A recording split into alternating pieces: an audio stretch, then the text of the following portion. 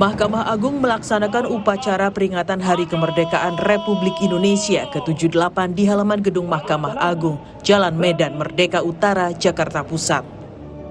Ketua Mahkamah Agung Muhammad Syarifuddin menjadi pembina upacara dan dihadiri oleh Wakil Ketua Mahkamah Agung Bidang Yudisial Sunarto, para Kepala Kamar dan Hakim Agung, serta pejabat Eselon II dan seluruh ASN Mahkamah Agung, serta hadir pula dalam upacara Ketua Dharma Yukti Karini dan anggotanya.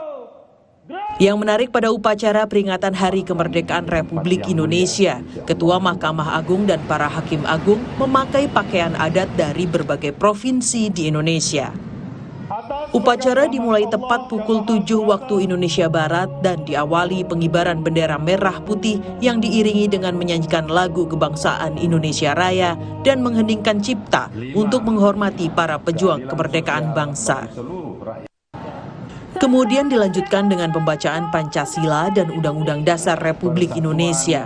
Dalam upacara ini dibacakan juga Panca Prasetya Korpri yang diikuti oleh seluruh peserta upacara.